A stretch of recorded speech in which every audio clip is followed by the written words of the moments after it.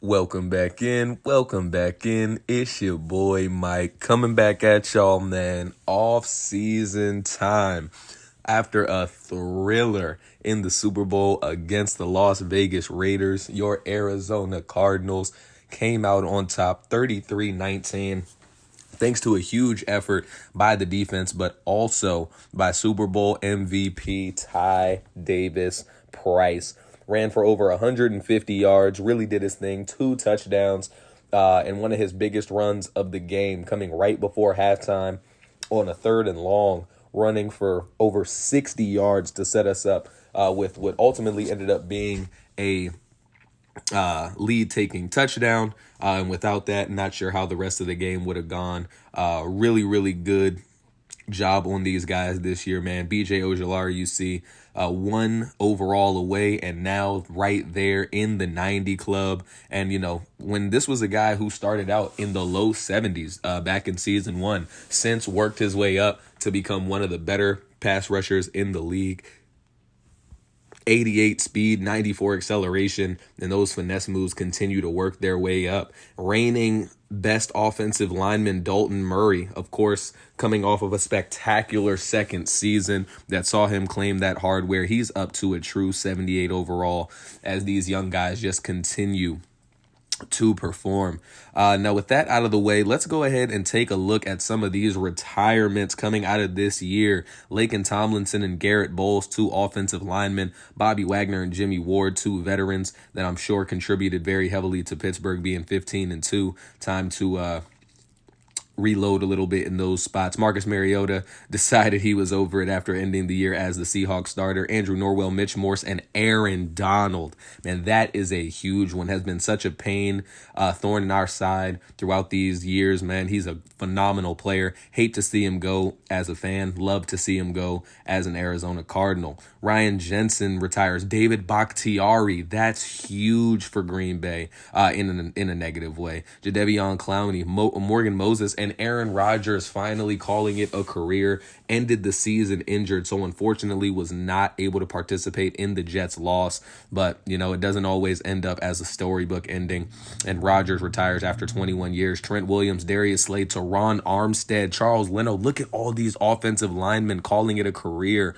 Levante David and Keenan Allen, 2 big pieces of that Chargers roster. Eric Kendricks, Jordan Poyer, and then some guys who didn't end up on teams. Taylor Lewan, Kyle Fuller. You got Jordan Hicks there, former Cardinal. Leonard Fournette, Trey Flowers.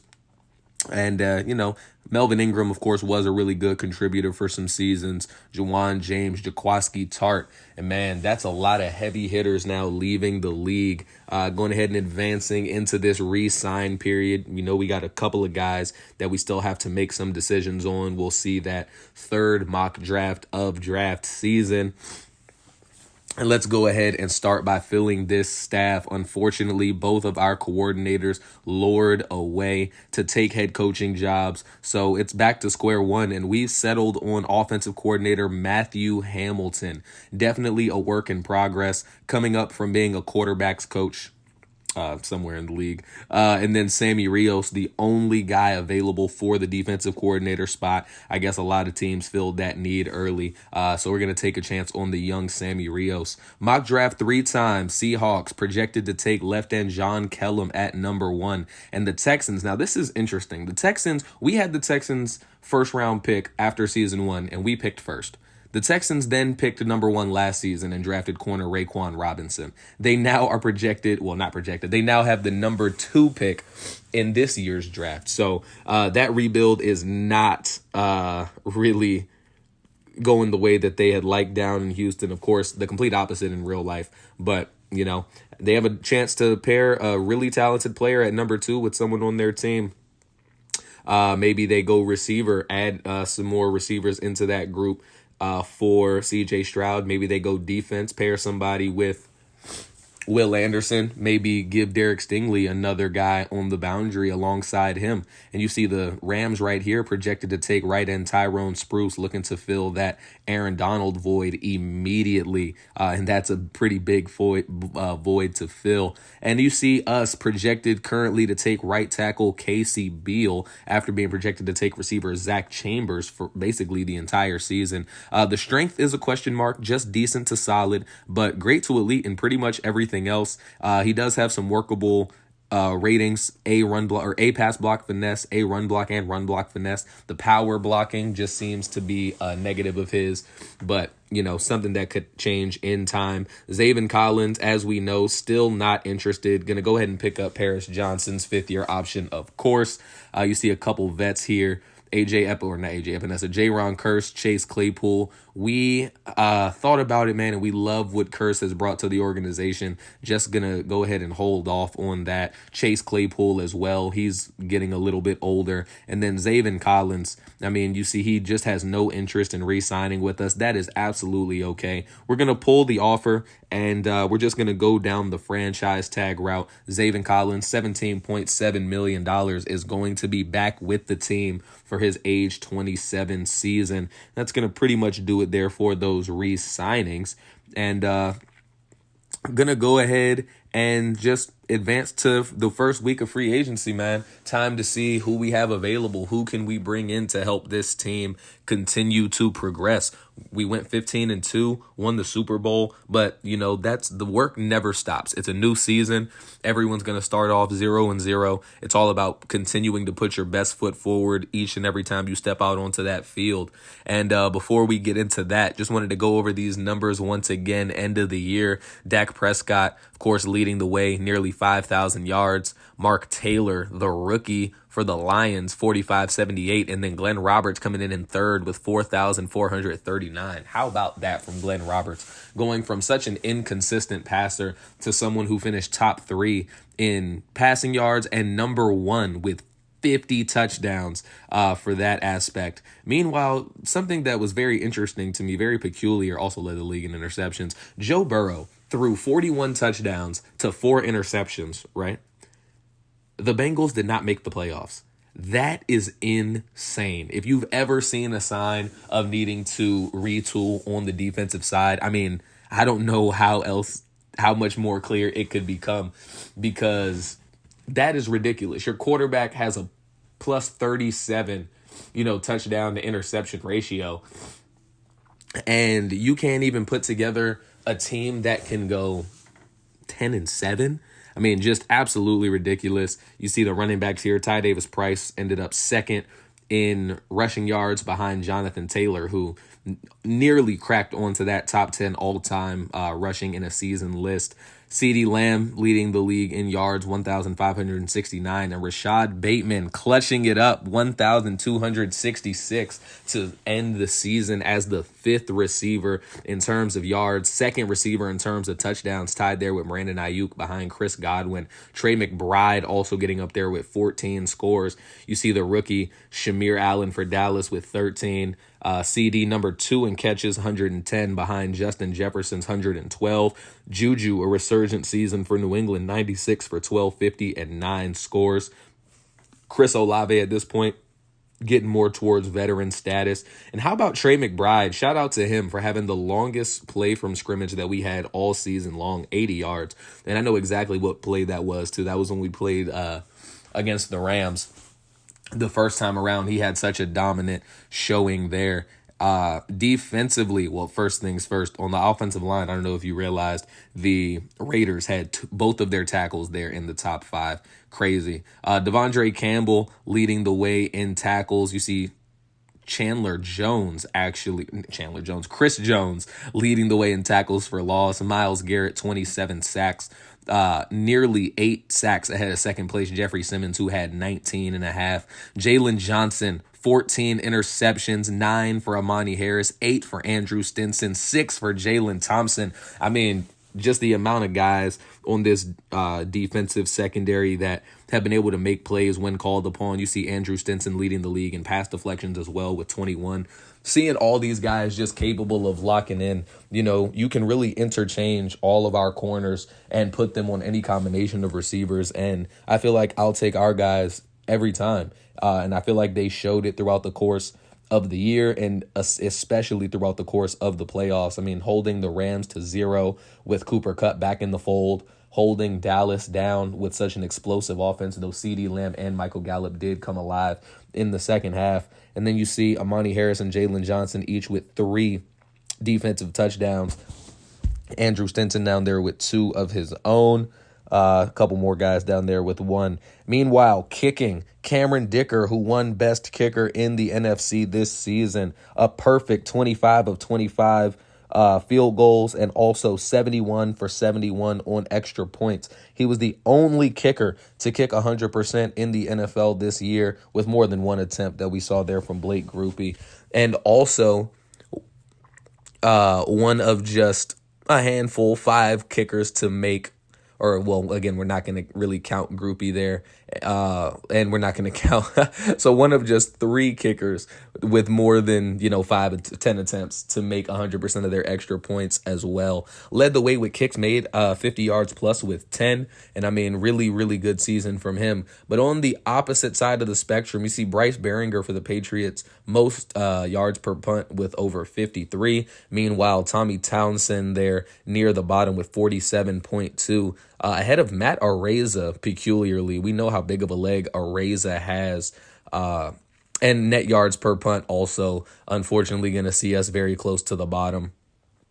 Mitch Wishnowsky, only guy in the league to have one of his punts blocked, and he got it blocked twice. How about that? And shout out Brad Robbins with a 73-yard punt. I know this isn't really the super interesting stuff, but, man, special teamers deserve some love too. Antonio Gibson, only guy in the league to return a kick for a touchdown, and he had 2 of them. Meanwhile, no one returned a punt for a score this year. Just taking a look at the roster heading into free agency. And I mean, when you take a look, not a whole lot of positions that you would think we really need to throw big money at, if any money at all. I mean, right end, we have nobody there, but we had AJ Epinesa rocking that right end role last year, and he saw the field maybe 10 times. Dante Stills, who is, starting to get up there in age a little bit with us going into year 4. I mean, he still remains a decent backup. George Cage has shown that he can step in and fill in on the interior when called upon. We still have Eric Armstead. And, of course, Juan Drummond is going nowhere. Yes, of course, Juan Drummond is going nowhere. So definitely plenty of options for that. Denario Stewart as well. Moving into the linebackers, or pass rushers rather, B.J. Ojulari and Cameron Thomas are good to go. We may get one more just back up in that position, another safety probably as well. Corners, we look good. No reason to throw any kind of big money at a corner. But taking a look, Ronnie Stanley, Travis Kelce leaving Tennessee, exactly, leaving the Chiefs. Jalen Phillips looking for a new team. Kenny Moore, Grady Jarrett, and DeMarcus Lawrence, 2 pass rushers that are certainly getting up there in age. Jameson Williams, the speedster, that's going to be a big addition to whoever he goes to. Christian Watson as well offers a blend of size and speed that you just rarely see. Kind of a slightly poor man's DK Metcalf, if you will.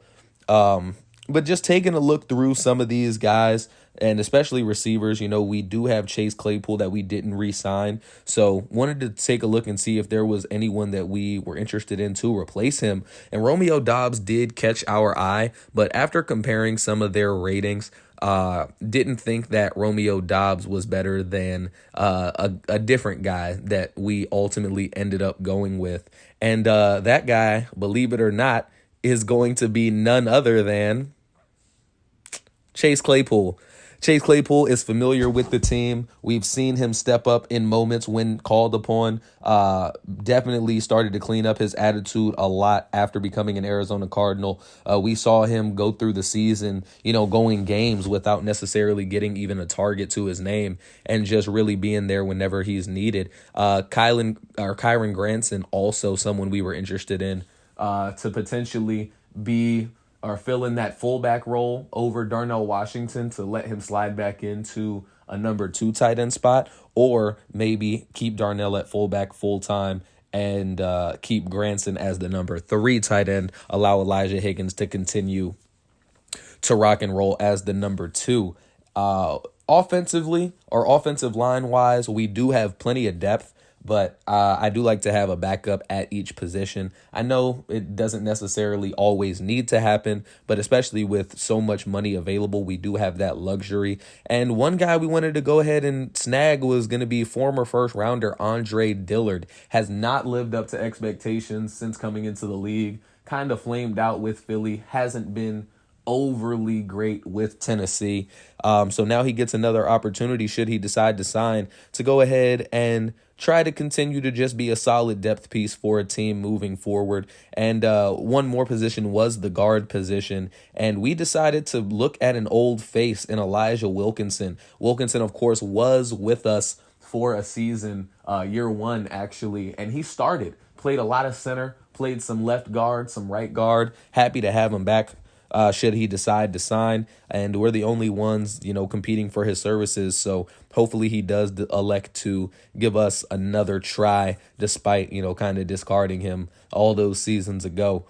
Defensively, again, like we said, another interior guy just to kind of fill in some depth. Make sure we have all those positions filled, is going to be either an end or defensive tackle. And we need someone, because they're going to be primarily lining up on the interior, someone that has some size and fortitude, someone that's going to be able to stand up, as being someone who could potentially face double teams. DeMarcus Lawrence, because of the money that we had, looked like somebody I might be really intrigued with, but not sure that he is going to be fully maximized playing from the interior of a defense. And also, because he does still have plenty left in the tank, didn't want to relegate him to just spot snaps versus him going to a team where he could still play, pretty heavy snaps while being a primary focus in trying to get them to a Super Bowl. So looked at some defensive tackles as well, and there was one guy, Michael Pierce, I thought would have been very interesting, but again, not wanting a defensive tackle, a pure nose guy. We need somebody that has an assortment of, kind of moves to get to the quarterback, somebody that, again, can stand up to the run as well. And Pierce does do the run stopping well, just not sure he gives us enough push in the pocket to want to make that signing. Sam Williams was somebody that I was very intrigued by, but he's only 261 pounds, and just ultimately decided, again, not going to really be able to stand up on the interior as that type of pass rusher. That's just really not his game. AJ Epinesa, also someone,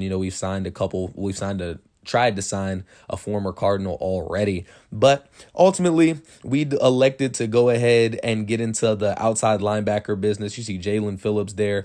Outside linebacker, of course, we just need a backup to BJ Ojulari. We do still have James Houston on the roster on one side. Still waiting on answers from Chase Claypool and Kyron Granson. But Andre Dillard, Boye Mafe in business, as well as Elijah Wilkinson. And now we're going back on the second wave of offers to give one to Malik Collins. As a Cowboys fan, I know what type of skill set Malik Collins has, and he's not the type of guy that you want, in the middle as a pure nose guy. So I think being able to line up more between the guards and the guard and the tackle will suit him a lot better. He can push the pocket a little bit better than a Michael Pierce. Maybe not as good in the run stopping department, but we have really solid linebackers behind him, really good run stopping defenders on the line next to him. So definitely wanted to go down that route. And then how about another reunion, man? Jaron Curse. I know we didn't elect to give him an offer prior to free agency,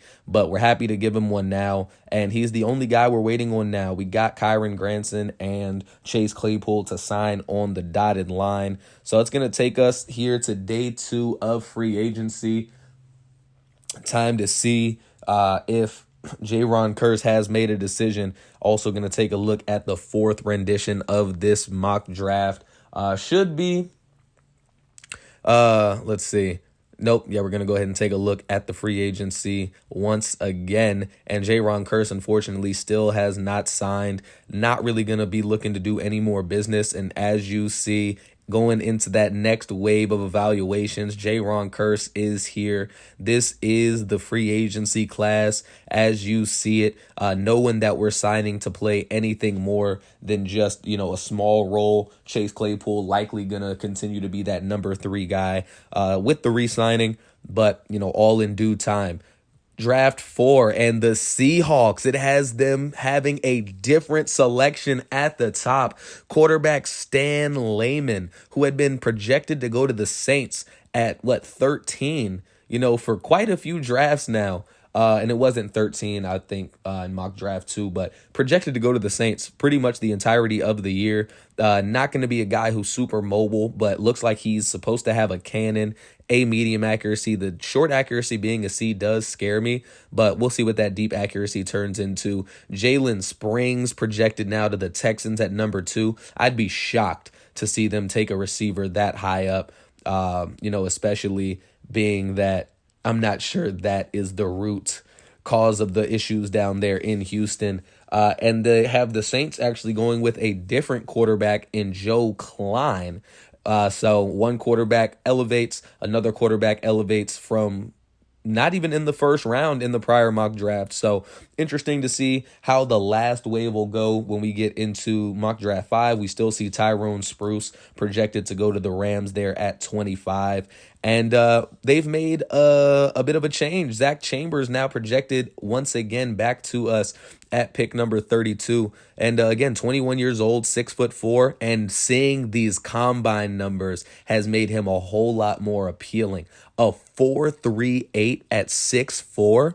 I mean, he's not really someone that's going to threaten you with the ball in his hands, juke, but really, really good hands, really, really good route runnings overall, especially considering he's just a 21-year-old, still very raw, still has a lot of room for growth and development. So someone to keep an eye on. And since we are done with our free agency ourselves, just going to go ahead and skip this round as well. Not really a whole lot more that we want to take a look at. We are content with the guys that we've given contracts to, and we're ready to just go ahead and get right back into it. As you see, the final mock draft now out, and Stan Lehman still projected at number 1, now has the Texans taking right end Theo Reeves, with Jalen Springs dropping 3 spots to number 5, projected to go to Carolina. Not a whole lot more different here in the mock draft so far. Saints no longer projected to go quarterback Joe Klein. They've instead shifted to, looks like, defensive tackle Jared Cook, maybe someone to pair in the middle with Brian Brzee, who's still pretty young in his own right, but should be coming up to a contract extension pretty soon. 49ers projected to take right tackle Shamir Rice. You see B pass block and run block. The bench press was not overly impressive. Good strength, 32 reps. Could have, done with a little bit more. The injury is concerning, and the power blocking also really not looking too great. But again, rookies, they have room to grow and develop. That's what the coaches are for on the staff. And maybe if they decide to go that route, they'll be able to pull a little bit more out of him, likely a Trent Williams replacement. Tyrone Spruce, once again, looks like the Rams have done their homework. Looks like that's the guy that they really want. And no change for us at 32 either. Now, here we go. Tight end A.J. Ringer, right outside linebacker Percy Haynes, and center Parson, Hayes as well. Or, man, going to be those three standout guys or private workout guys for us. And you see Ronnie Stanley and Jalen Phillips signing with the Rams. Man, two big signings for them. Travis Kelce to the Colts, Kenny Moore to the Broncos, Grady Jarrett signing in Pittsburgh, while DeMarcus Lawrence goes to Jacksonville. Von Bell back with the Panthers. Tyler Moton to the Patriots. Tyler Lockett back to the Seahawks, while Jameson Williams, and this is likely why they shifted the needs of the Texans at number 2. They've signed Jameson Williams as Jabril Peppers to the Steelers. Zadarius Smith goes to the Rams. Looks like they're already trying to fill that hole caused by the retirement of Aaron Donald, wasting no time. Christian Watson joining the division rival Bears, leaving Green Bay, signing with Chicago, a team that they've owned over the years, also getting a brand new center and another starting cornerback in Dante Jackson. Jack Conklin signing with the Packers. Ramondre Stevenson. How much money do the Bears have, man? Jeez. Taylor Rapp going to the Falcons. You see Matt Judon down there. Okuda going to the Bears. Now his second team in the NFC North. DJ Chark going to Atlanta. I mean, a lot of movement here. And wanted to take a look now at some guys. As we talked about when it came to free agency, really not going to be focused a whole lot on positions that are not of need to us in any capacity. And AJ Ringer, you could argue at tight end, not necessarily a need, but one of the top guys on the tight end board. He's a projected 2 to 3 talent, or a projection with round 1 talent. So I definitely thought that it would be interesting to maybe see what we could get, not in any capacity trying to replace Trey McBride, but we do use a 2 tight end set pretty often. So I think that maybe having somebody who offers a little bit more than just the speed that Elijah Higgins offers could be valuable down the line. And taking a look at some of these offensive linemen, Bud Lewis at left tackle, just 21 years old. C pass block, though, really doesn't help his case. And I know I've been preaching, look at the bench press, though, 40 reps, elite strength. I've been preaching, rookies have time to grow and develop. Just not sure that where the team is now, that we can afford to have somebody come in that can't pass block and, maybe reverts Glenn Roberts into some of the panicked types of timings and throws that he would have, due to insufficient blocking, for lack of a better word. Noah Tennant also at left tackle, another big-bodied pass blocker. He's actually the opposite. He has B pass block, but C run block. You see the finesse run, or the run blocking just as a whole, is really not all that good. But certainly I think we'd have him above the first guy that we talked about, Devontae Parson here at center. I called him Parson Hayes for some reason when I was talking about the focus players or the private workouts. His name is Devontae Parson, and he's a 3rd to 4th round projection and talent. And I mean, looking at his combine, he has very, very good measurables. I'm not sure what's keeping his rating down. Probably that run block finesse and power. Also, the injury rating is a risk at D. But, I mean, the pass blocking looks outstanding. Looks like somebody that we'd definitely be interested in, potentially in that range as, a backup guy, somebody to develop to potentially be a swing guard or swing tackle. And Steven James, pass blocking worries similar to a few other guys that we've taken a look at. But again, in the 3rd to 4th round and with 36 reps, elite number 1 in the center class, definitely think he could have some room to grow. The power blocking ratings do give us some pause. And once again, the pass blocking, not great. Injury rating is a D. Definitely going to be something to keep an eye on. And how about right tackles, man? You see, it's an incredibly deep right tackle class, 6 round 1 projected right tackles, not something that you see too often. And Andrew Gordon looks like one of the better prospects, as part of that 1st round projection. 22 years old, 6'4", really good size. The strength, just solid at 32 reps. Definitely not in the space that we would have expected with his frame, but really, really good stats all around, or ratings all around, man. And how about defensive tackle Jamie Browning, also around 3 to 4 projection. Now, Browning at 296 pounds is somebody that we've looked at and considered that, that right end role that we were trying so hard to fill that we ultimately did sign Malik Collins to potentially fill, that could be a role that really suits Browning. Doesn't have amazing size, so being able to play with a couple guys bigger than him on that line could really come out to help him in the long run. A, play recognition, B, block shed, and A, finesse moves. I mean, it doesn't get a whole lot better than that. And how about middle linebackers, man?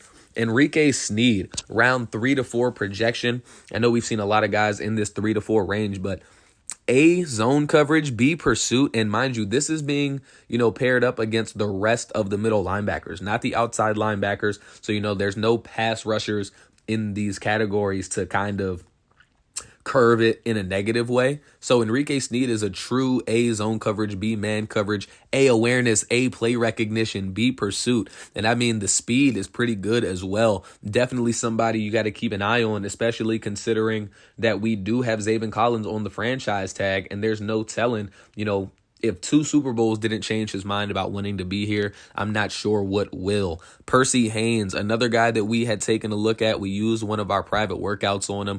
4.6 really wasn't what we were hoping for as far as his 40 time goes. But, definitely maybe something we can work with. Think that he may have dropped off of our board after taking a deeper look at him, getting his full results. And then Dorian McCain at strong safety. 4.48 for a safety is incredibly fast. Again, a 3 to 4 third to fourth round projection. And with Jaron Kearse on just a 1-year deal, getting another guy in there, especially a young guy who can come learn from him, learn from Lewis Seen, and develop into, one of those backup type players could really be big down the line. Now just taking one more look at the roster before we hop into the draft. Kylan Granson is yes, we decided going to be that fullback for us. At least that's the plan. Receivers look as follows. No changes there. Trey McBride remains top of the tight end list. We got our backups in Netani Muti, backup left guard. You got James Rivera, who's going into his second year still as our primary interior line backup.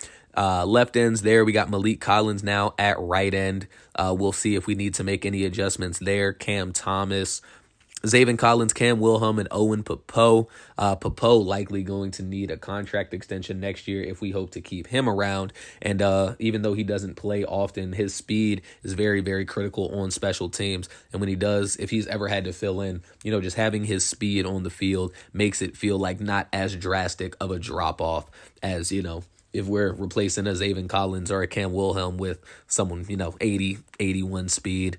And here you see our picks. We have our own first and second round pick, third round pick from Chicago, and our fifth round pick from Cincinnati. And of course, the last couple of picks from the Kyler Murray trade due to the Vikings in this draft. So without further ado, let's get things kicked off, man. Seattle is on the clock, and you got to think that with so much time to think between the end of the season and now, I'm sure that they know exactly what route they want to go with their guy, but it's just a matter of where is it? And it's going to be quarterback Stan Layman out of Florida, the guy who was a late riser in the draft boards, ultimately ends up playing his way into number 1 overall consideration, and number 1 overall he does go. Seahawks have their man of the future, just the second team in the division to draft a quarterback, of course, after us. Theo Reeves does go number 2 to the Houston Texans, pairing a pass rusher opposite Will Anderson, with Anderson likely in line for a big extension. Getting some young talent there was very critical for sure. Dolphins go left tackle Charlie Parsons. Was not someone that I was overly impressed with throughout the draft process, but with Teron Armstead, retiring, they needed to get a replacement in there. Their research and work, their scouting got them to Charlie Parsons, and we'll see if that ends up being the right pick. John Kellum goes to the Titans at 4. This is a guy who was the number 1 projected player for much of the year, but he falls to the Titans at number 4, and the Panthers do go Jalen Springs at receiver with the 5th pick. Now, we've seen receivers go with the 5th or 6th pick every single draft so far, this being the 3rd one. First one was Dustin Thurston to the Patriots. Last year was Nolan Broyles to the Titans. This year, you got Jalen Springs to the Panthers. And the Packers go ahead and pick up a free safety, Kenny Castle. Looks like they want to do a little bit of work to that defense as it is starting to age quite a bit. Adrian Wolf, 1 pick after their division rival Packers, go pass rusher Adrian Wolf out of Clemson. Daniil Hunter, if he's, if he still... Wow, lost my words there. Daniil Hunter getting up there in age. Marcus Davenport surely no longer with the team, now going into year 4. They get some young blood. And Washington ends up with Michael Casey, right tackle out of California. Also probably a need for them. Offensive line definitely pretty shaky. And when you're going against Micah Parsons, that Eagles defensive front twice a year, you need some pass rush or some pass protectors. Eddie Raymond, 2nd straight right tackle off the board out of Alabama, going to the Falcons, looking to protect whoever they decide to throw back there going into our 4th season. And at number 10, the Chiefs, who rarely get to pick this high in the draft, opt to go outside linebacker, pass rusher Stanley Andrews out of South Carolina. We've seen that the Chiefs really didn't do overly well this year. They lost Travis Kelce to the Colts in free agency. They think that with Mahomes, they always have a chance offensively, so they opt to bolster the defense. Ravens also rarely getting a pick this high. They go left tackle Timothy Olsen out of LSU. Now, Olsen was the number 1 rated left tackle on the draft board, and we'll see if that ends up ultimately being the correct route for Baltimore, who picks 1 pick ahead of their division rival Bengals, who go Jalen Smith. Smith was a really, really good-looking prospect, and, I know we looked at Enrique Sneed in the 3rd or 4th round, but weren't ever going to spend a first-rounder, especially a valuable first-rounder, on a middle linebacker, so didn't really look too much deeper into that. Saints do, in fact, go defensive tackle Jared Cook. The mock draft still holding the form thus far, pairing with Brian Brzee on the interior now, especially a couple years past the retirement of Cam Jordan. Continuing to bolster that defensive front is going to be a must. And then the Bears going corner. Now, that is peculiar. They do have Greedy Williams, of course, from the trade with us earlier this season. Still have Kyler Gordon and Tyreek Stevenson. But they elect to add some more youth in there with Chris Spears. We'll see if that ends up being the right decision down the line. Broncos at number 15 going left end Mitch Smith. And we've seen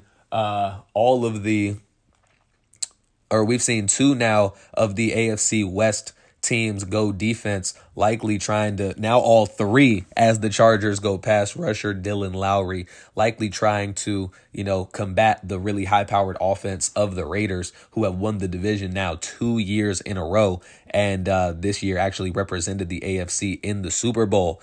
Colts go defensive tackle Madison Northcutt out of Texas A&M. Northcutt going to be an immediate replacement to Grover Stewart, who did leave in free agency. Unfortunately for them, DeForest Buckner's getting up there in age. They got Travis Kelce offensively. Why not add a young stud on the defensive side as well? 49ers, again, looking like their Trent Williams replacement. They go right tackle Shamir Reese out of Alabama. Reese, not somebody that we scouted too heavily, but, has been a big run on right tackles in this first round. We saw 6 projected to go. We've now seen 3 leave the board. And Alton Ware to the Giants at right end, taking advantage of a lot of pass rushing depth in this class. They want to get somebody over there to line up with Dexter Lawrence, hoping that Alton Ware can be that guy. And the Lions, with maybe one of the stranger picks here in the first round, go strong safety Ben Hill. Now, the Lions still have Brian Branch, who was a first-rounder only a few years ago, and as well as Kirby Joseph, who is also one of the younger guys on their roster. So very interesting to see that there. But you never know. Can never have too many versatile chess pieces there in the defensive secondary. Bills go Andrew Gordon, who I think was the best right tackle in this class. Josh Allen gets another level of protection in the UCLA product. A.J. Hansen going to the Bucks. And the Bucks now, over the last couple of seasons, have spent quite a few premium picks on pass rushers. They drafted Trevor Sidney in the first round. in the very first offseason. Now double dipping, getting another first round edge rusher in Hansen, while the Jacksonville Jaguars go center Dexter Cole, likely looking for a little bit more pass protection after the way that Myles Garrett disrupted that offensive game plan in their wild card game. Now, he won't block him one-on-one, but you never know. Maybe his aura will elevate the rest of the offensive line.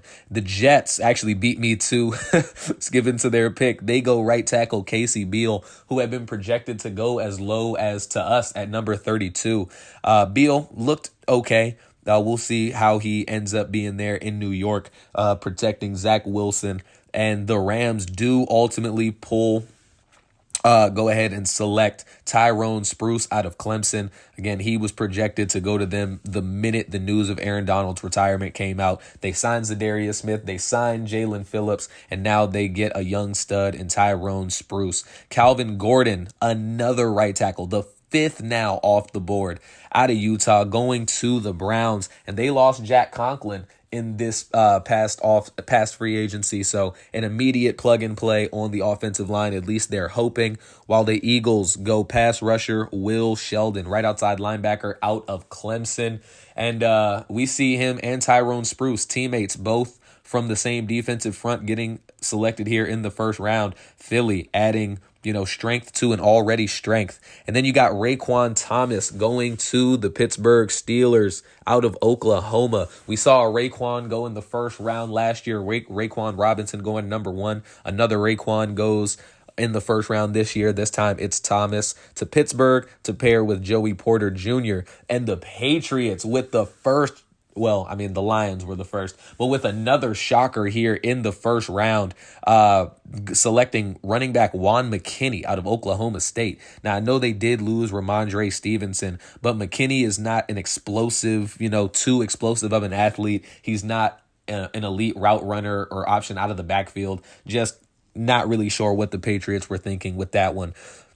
Cowboys go left tackle Alexander Reed. Tyron Smith now been gone for a few seasons. Looks like they're finally getting serious about filling that in, especially after the retirement of Charles Leno. So they opt to go with the young left tackle. Raiders, one pick ahead of us. They go Brandon Bankston, left end out of Cal. And, we saw how devastated their defensive front got with all those injuries. They want to make sure that they can defend against that, maybe next time around. And this is now their second year in a row going first round defensive lineman, taking defensive rookie of the year, Philip Coleman, defensive tackle last year in the first round. This time they go with the young pass rusher out of Cal, and that puts us on the clock. And there wasn't a whole lot of guys that we had done our homework on, because we knew exactly what positions we were going to really be looking at based on who we needed to re-sign this offseason.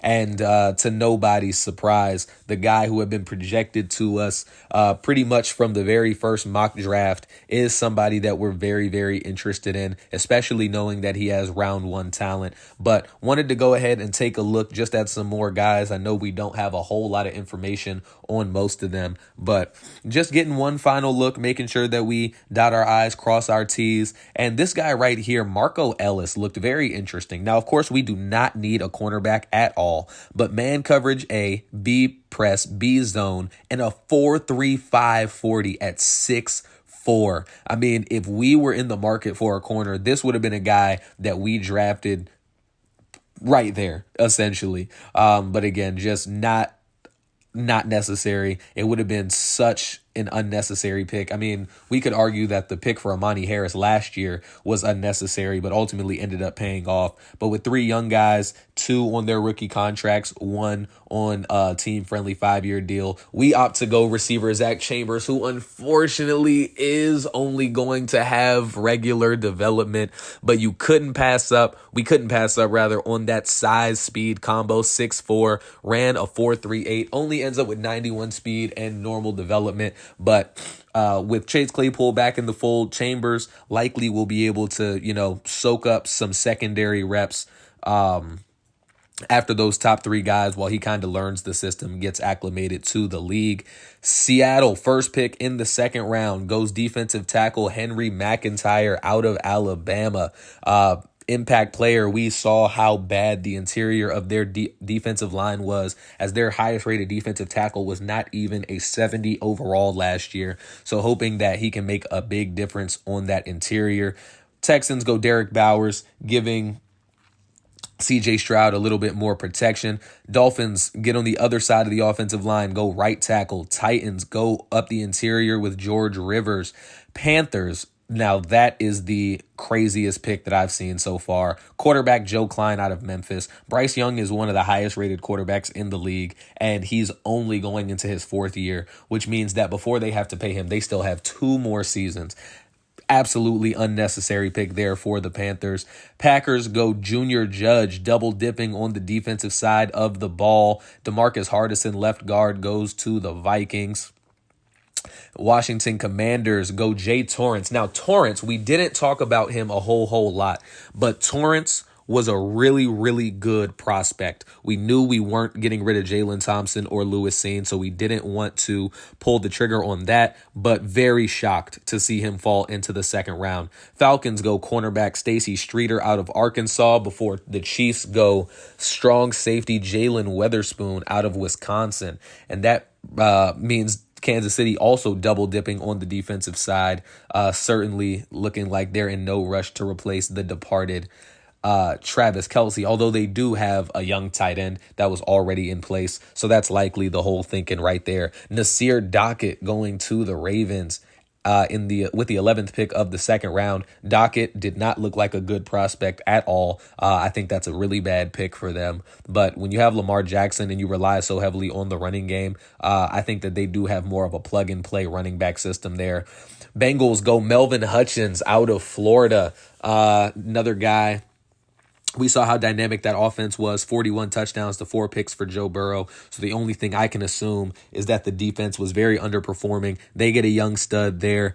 Saints now on the board once again, as they are going to go with a left tackle here in Lewis.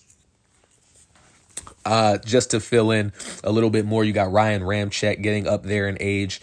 Bears, after going corner in round 1, decide to go receiver here in round 2. Emmanuel Lindsley out of San Diego State, giving Justin Fields another option, pairing DJ Moore up with some more talent. Broncos now on the board. They're going to go free safety Kendall Rudd out of USC. And as we see these AFC West teams continuing to load up on defense. Noah Tennant going to the Chargers in the 2nd round, one of the 2 left tackles that we did take a look at prior to the draft.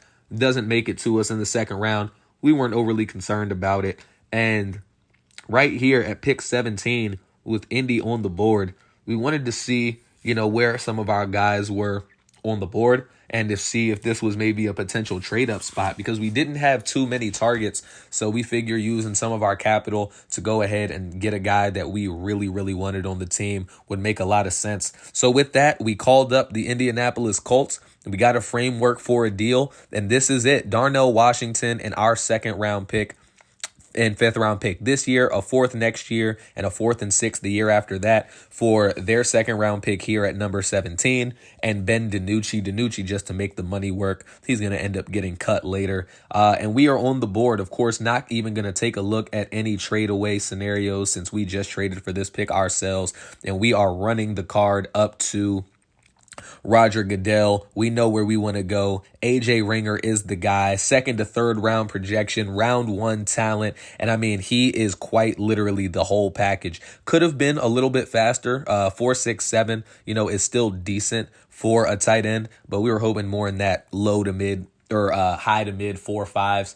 Unfortunately, not the case this time around, but we think he has a solid skill set. Let's make him a Cardinal and another normal development player. 83 speed, 87 acceleration, 84 jumping. We're not mad at it. Again, we wanted to get some more actual talent here in the tight end room, and we traded away Darnell Washington, who was going to be looking for a contract extension next year. And thankfully, we do end up with the other guy that we really, really wanted. John Gibson was here, and he looked okay, but his speed, he's even slower at 4.7, and we thought that our guy just looked a little bit better overall. And wouldn't you know it, we're really glad that we decided to make that trade when we did, because the 49ers on the very next pick opt to go tight end John Gibson out of Alabama. No telling what direction they would have gone at tight end had we not decided to trade up and grab Ringer. Glad that we did. 49ers get maybe their second choice, maybe their first choice. We'll never know. Kittle is getting up there in age. Giants go right tackle Darian Robinson. And then Lions go right guard Jaron Robertson out of South Carolina, not to be confused with one another. Bills on the clock now, round 2. They go Orleans Quinton. Now, Quinton was somebody that, again, we looked at. He just ultimately didn't have the size that we were coveting for the end that we drafted. And I also just really like the name Orleans. If you remember, shout out to the former Giant Orleans Darkwa. He was really fun to play with in Madden. Sam Poole going to the Bucks, offensive lineman. Kendrick Barner to the Jacksonville Jaguars, second round running back. ETN, not sure if there's maybe signaling something for the future there. Darnell Wakefield going to the Jets, a defensive tackle to line up next to Quinnen Williams, continuing to bolster that defense. Of course, we know how good their secondary is. Rams go right tackle Barry Jacobs. So they go right end, first round pick, right tackle, second round pick, loading up on the right side of their respective lines. Cedric Kerr right into the Cleveland Browns, another guy to be able to grow there with Myles Garrett, learn from him, and he should get a lot of easy looks in his rookie year with the attention that's going to be paid to Myles Garrett. DeMarcus James, middle linebacker to the Eagles. James, not a prospect that we were interested in. Thought he was pretty slow for the linebacker spot. Didn't have good coverage instincts at all. And when you don't have either of those, just not a guy that we're interested in, especially not in the second round. Steelers go with a pass rusher, left outside linebacker, Cobb. Yes, out of Wyoming. Before the Patriots go outside linebacker as well, Tyrone Wilbur out of Boise State. Means the Cowboys are now on the clock, and we'll see what direction they go. It's going to be cornerback Max Barker. Now, that is a peculiar one. They just drafted a rookie last year in Christopher Bronson. They still have Trayvon Diggs and Deron Bland on the roster, though Bland is going to be coming up pretty soon for an extension, so maybe signaling what they plan to do when Bland's contract runs out. Maybe want to groom a guy in the meantime. Raiders, meanwhile, get that corner that we were very intrigued by, Marco Ellis, at the back end of the second round out of Utah. And that size-speed combo, man, they have themselves a pretty dominant trio of corners right now with Jeremy Chin, Nate Hobbs, and now the rookie Marco Ellis. As the Colts, to end off the second round, go cornerback Sheldon Pleasant out of LSU. Wonder what direction they would have gone had they, stuck and picked at number 17. Guess we'll never know, as the Seahawks go Anthony Sharper out of Seattle. And I am just going to start to go a little bit faster here because we only have one more pick because of the trades that we made, which is going to be number 14, courtesy of the Bears. As you see, the Texans there get another receiver for C.J. Stroud and Jaleel Craig, that is, Cregg. Alan McCoy, corner out of Baylor, going to the Dolphins. Daniel Dobson, corner out of Bama, going to the Titans. Panthers now on the clock. They go running back Lewis Good. Didn't really think that this was a great running back class overall, but we shall see. Packers on the clock. They've double dipped on defense with both of their picks so far, and this time they elect to go offense. Romeo Doubs and Christian Watson both out the door, which means Jaden Reed, Dontavian Wicks, and now Cartwright should be that top three. Blake Lampman to the Vikings at right guard, 7th pick in the 3rd round. We saw what happened last time we had an offensive lineman right guard with Lamp in their name, Forrest Lamp for the Chargers. A bust. He was not good at all. Aaron McMillan, guard, going to the Commanders. Devontae Parson, that center we were taking a look at, goes to out of USF, going to Atlanta. Chiefs on the board, and they go George Escobar out of Penn State, middle linebacker. Again, just continuing to add to that defense. They haven't made an offensive selection yet. Baltimore back on the clock, and Dorian McCain, the safety that we were so intrigued by, ends up in Baltimore. Really good system there. But with Kyle Hamilton already in tow, didn't think that they'd elect to go that direction. Earl Toon, pass rusher out of LSU, going to Cincinnati. And the Saints one pick before us, end up with cornerback Britton Bethel. And with this pick, man, we took a look at some trade down options, and there was just not any that we were interested in. We decided to just go ahead, stick and pick. It's going to be our last pick of this draft. So there was one more guy that we really, really had on our radar and had on our mind, and that was going to be this guy right here, Enrique Sneed. Why even waste time taking a look around? 4.55 40, really good zone coverage, really good instincts with that A, play recognition, and A, awareness. And he is going to be the pick here. Welcome to Arizona, Enrique Sneed. Hidden development. Our final player picked in this draft is our only hidden development player. 87 speed, 90 acceleration, 79 strength, and 76 jumping at the linebacker position is definitely very, very good. 6 foot 237. Definitely going to be interested to see how he turns out as far as the rest of those ratings go. Definitely intrigued by that. But with that being said, just wanted to take a look at the rest of this third round. Zach Reed, receiver to the Chargers. Dante Groves, receiver to the Colts. Steven James, that other center that we were intrigued by, going to the Niners.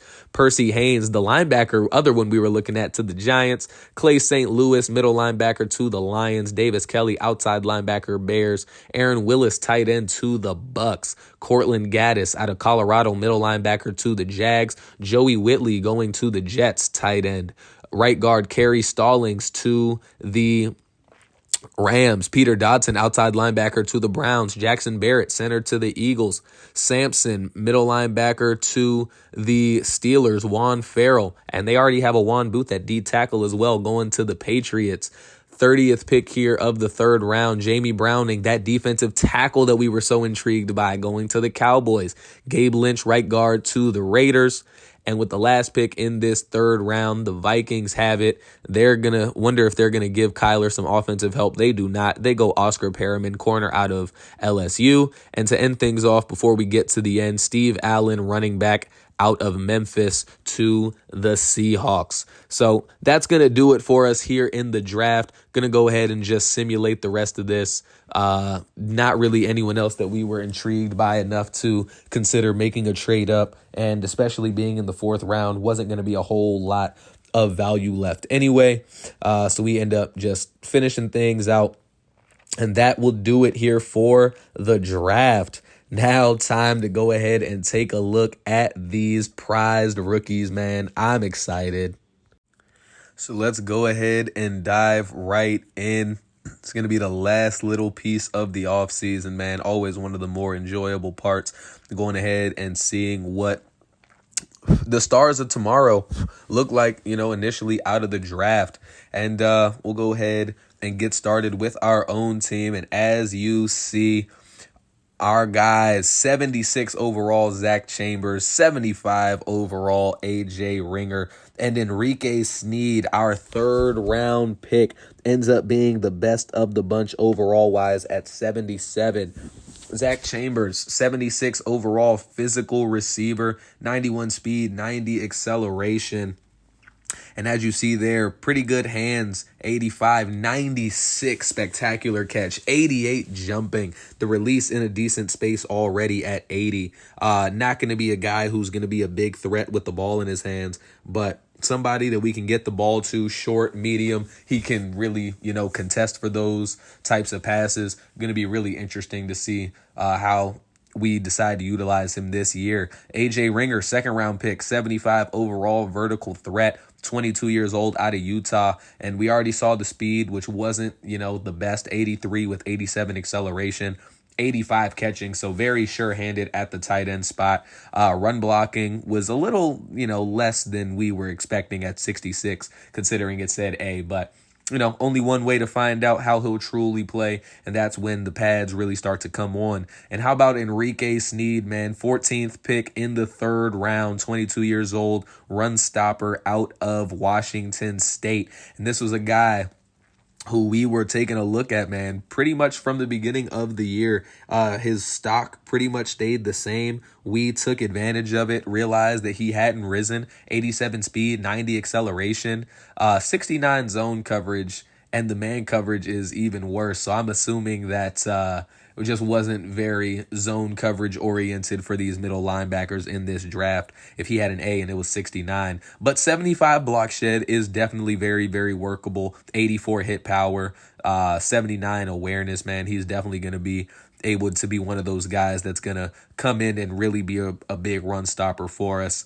The 49ers, you see, they got Shamir Reese in the first round, 73 overall. John Gibson, tight end, 74 overall. So we did get the better guy.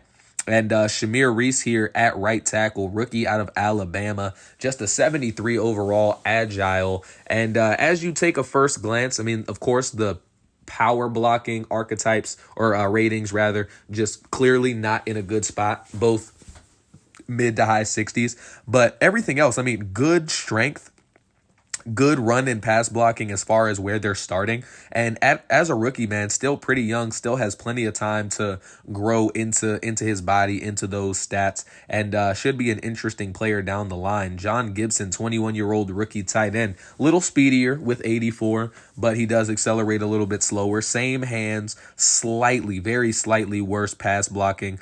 And I think that for the most part, these two are very comparable. Now, Gibson is a hidden development player, and he is younger as well. So we'll see if that ends up working in the 49ers' favor. And then Steven James, the guy that we were interested in out of Miami, the center, ends up being a 72 overall. And as you take a look, very comparable to Shamir Reese, that right tackle. Same strength. Pass and run blocking are about the same. The run block and pass block power are the weaknesses of their game.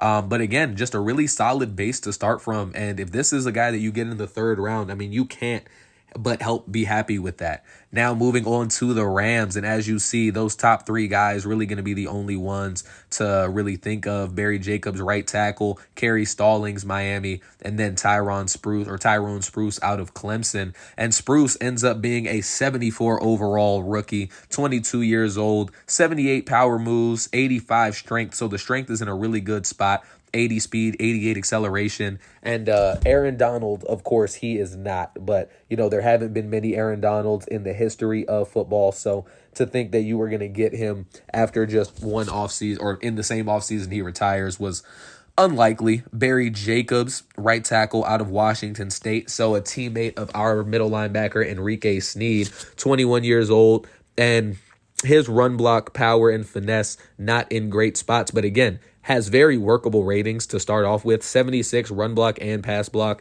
as well as, mid-tiered ratings for all those other important attributes. I think is very, very huge for them. Injury rating is very good, so he's a guy who should stay healthy, doesn't have a lot of health concerns. And then finally, you got Kerry Stallings, right guard out of Miami, teammate to that center, Steven James, that we were taking a look at for San Francisco.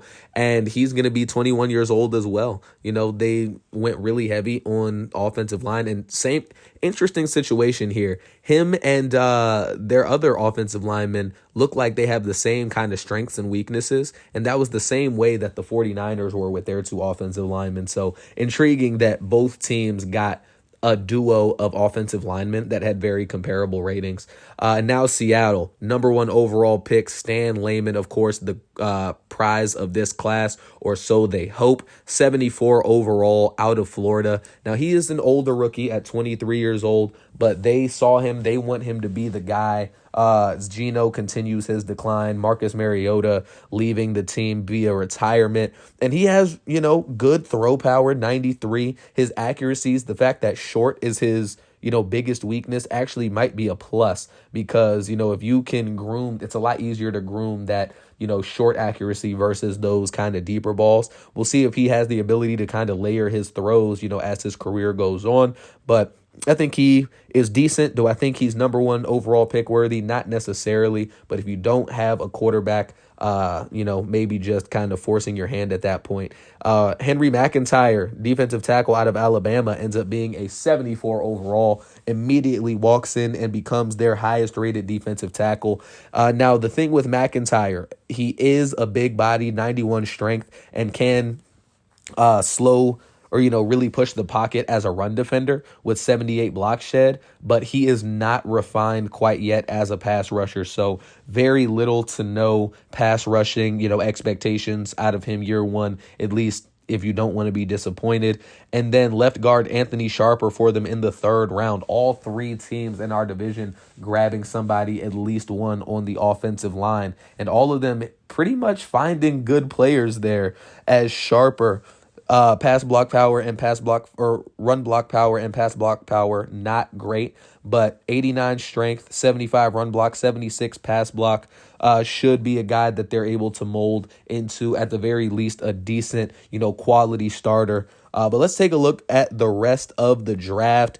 Theo Reeves, number 2 to the Texans, and Charlie Parsons, who I mentioned I was not overly impressed by in the pre-draft process. 23 years old, so he's a little older for a rookie. Does have hidden development, so there's a positive there. Has good size at 6'6", but I mean, the pass blocking is only a 70. The strength is low. The run block power, pass block power are both in the high 60s, and we've seen a lot of prospects like that. Good speed, though, I will give him that. But I'm not sure that this is the type of guy that you think has the measurables that you can then teach, the other things to. I think that was a big miss on their part.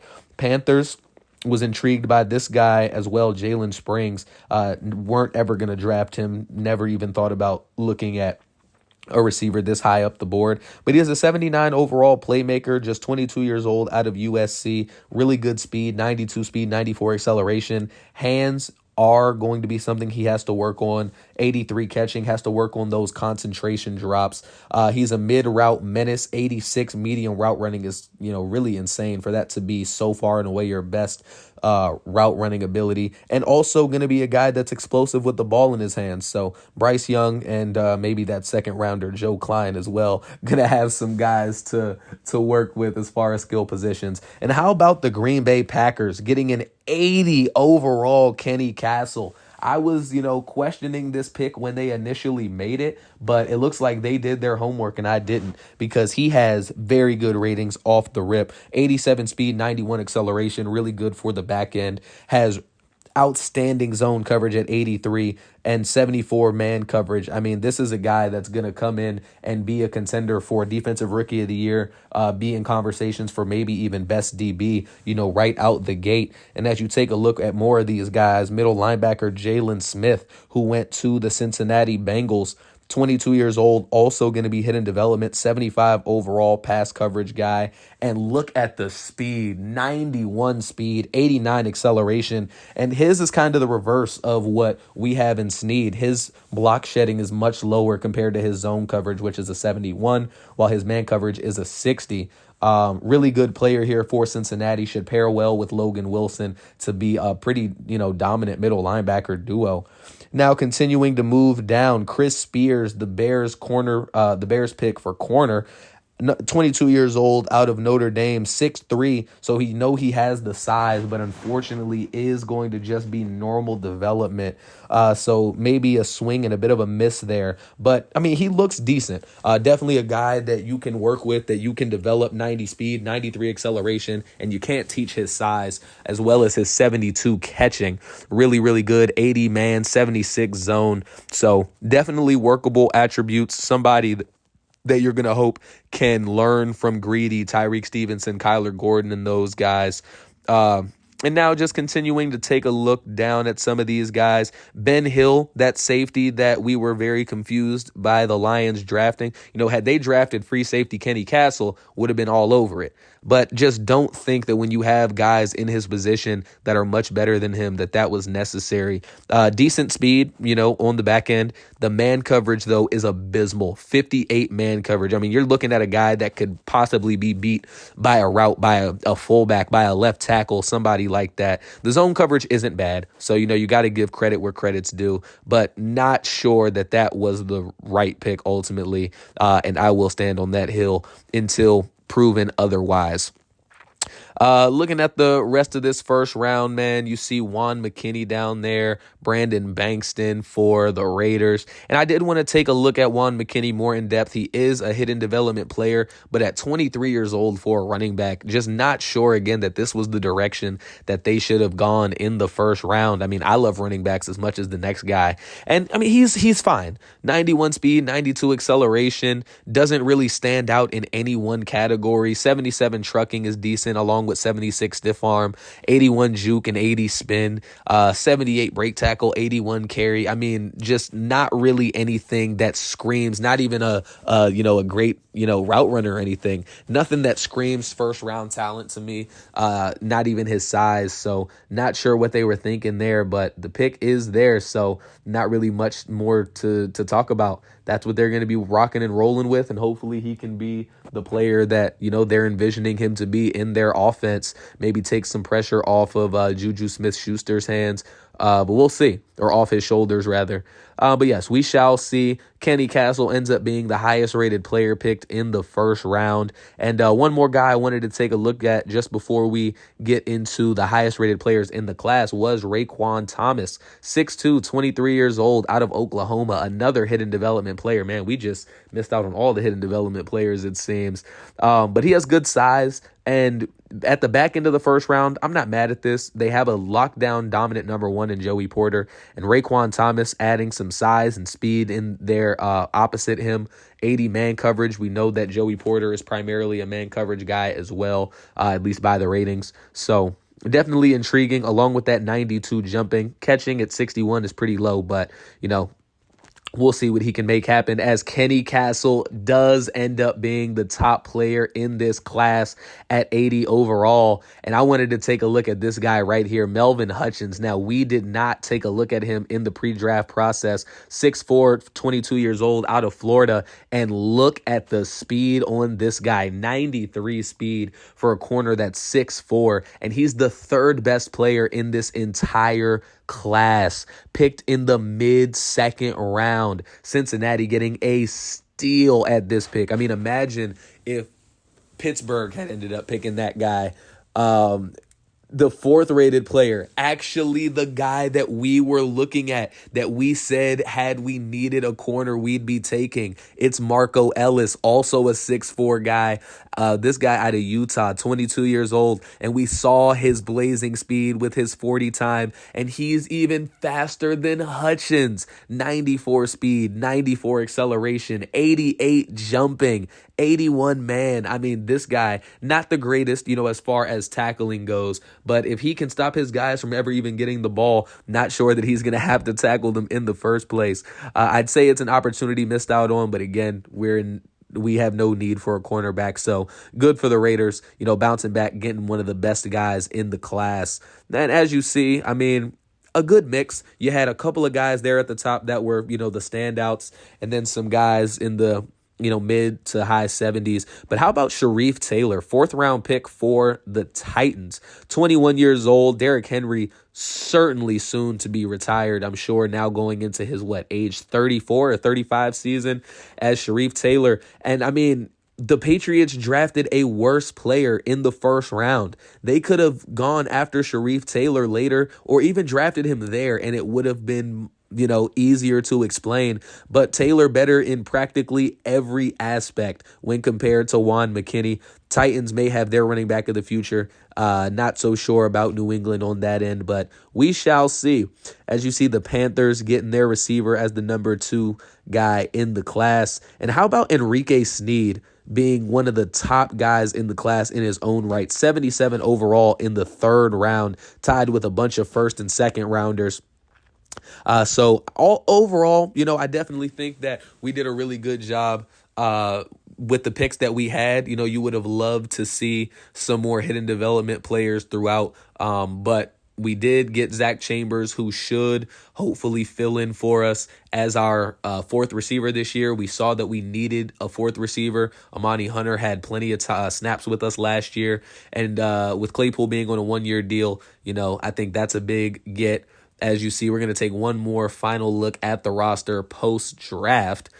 Daryl Hobbs, Kylan Granson. I was calling him Kyron Granson, I think, throughout the majority of this. So apologies to you, Kylan. It is Kylan Granson, not Kyron Granson. Also got AJ Ringer, second round pick. Again, you can fight me on it. Maybe we didn't need to take a tight end in the second round, but where would we have gone with our second round pick if not for the tight end? Wasn't really anybody else that we were overly concerned about. And then, of course, the third guy, Enrique Sneed, with Zaven Collins playing on the franchise tag, unsure of, whether he's going to want to remain in Arizona. This is potentially a pick that pans out more so later down the line. Only one way to find out. Certainly going to get him some work in year one. Just not sure how big of a workload he'll have as a rookie. But we'll determine that, as we go through training camp, go through the preseason, just kind of see where everybody, kind of falls into that pecking order. And that is going to do it here for the off season. We're going to get here into the preseason now. And man, I don't think it was a super eventful off season, all things considered. I think that the team going in, we have so much young talent on the roster that we're not in a hurry to replace. We want to see them grow, see them shine, see them continue to, add more relevance to this Cardinals franchise that, quite frankly, hasn't had a whole lot of success in their history. If you didn't know, Cardinals, of course, started out in the NFC East. Yes, playing the Eagles, the then Redskins, the Giants, and the Cowboys. Of course, now in the NFC. Or did I say NFC West? In the NFC East. Now, of course, in the NFC West with the Rams, Niners, Seahawks, all of those guys. But that is going to do it for us here in this off season. I hope that y'all are excited about the moves that we made. I hope you're excited for year 4 in this franchise. I know I am. I know I'm ready to see what some of these rookies have to offer, ready to see the rest of these guys continue to grow and develop. But as always, be sure to like and subscribe should you feel so inclined. Until next time, have a great rest of y'all day and peace.